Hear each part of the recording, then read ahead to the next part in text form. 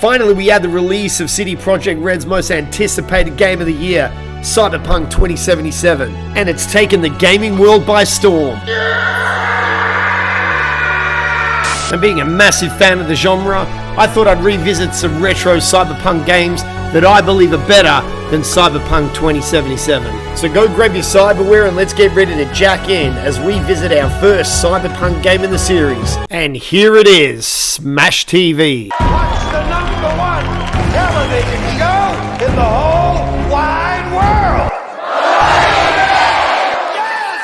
Developed by Eugene Jarvis and published by Williams in 1990 for the arcades, Smash TV was Jarvis's vision of a dystopian future, 1999 to be exact.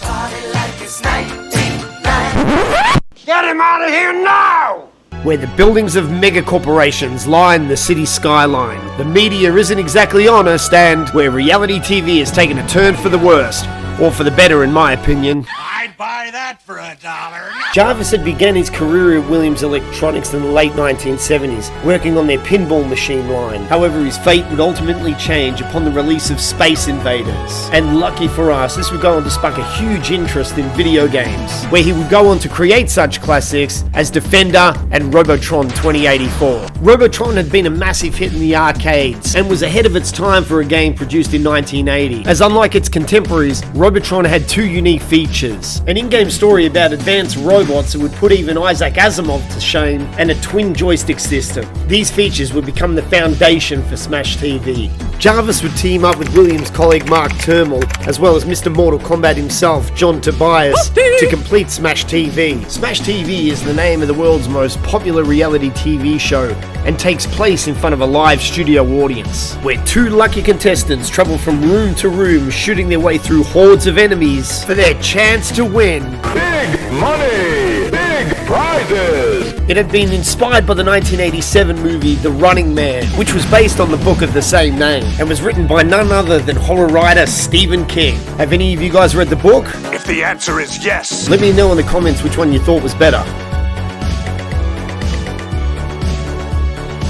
The game consists of 4 different levels, with each level consisting of multiple rooms that the player must navigate before facing one of the giant bosses at the end of each level. These bosses include the Mutoid Man, Scarface, Die Cobras, and last but not least, the Evil MC, who is based on the Running Man character Damon Killian, and played perfectly by real-life TV game show host Richard Dawson.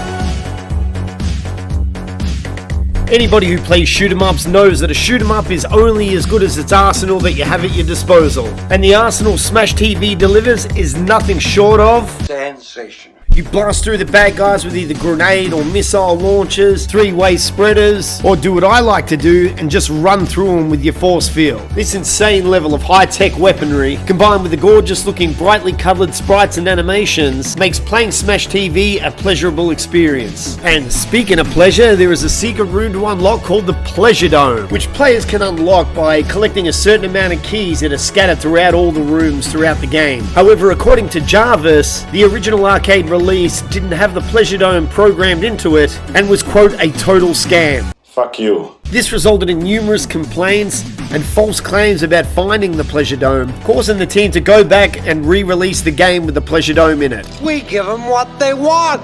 With the success Smash TV had at the arcades, several versions were ported to home console. And although some of these ports have been terrible and many of them average at best, there had been a few noticeable exceptions. The best of the bunch and taking the gold medal on this list is the Super Nintendo version. Just take a look at the box art cover for starters. Sensational. The Super Nintendo version is the only version that can come close to replicating the arcade. Not only are the graphics nearly identical, but it was the only console port that could truly capture the twin joystick system, as the player would use the X, Y, A and B buttons to shoot in each direction, making it a fantastic home port. Next up we have Nintendo's 8-bit version on the NES, and it's also a solid effort. Not only is couch co-op available, but as a single single player, you can use both controllers to replicate the arcade twin joystick system. And visually, this game does a great job in capturing all the atmosphere of the game. And last but not least, and taking the bronze medal, is the Commodore 64 version. And once again, the 8-bit hardware manages to put in a good effort. The pace and animation of the game is good, despite there being a lack of enemies on screen. But it's certainly worth a play for you Commodore fans out there. Smash TV was a great cyberpunk game. Its focus on the story made me feel like the Running Man had come to life. And with that said,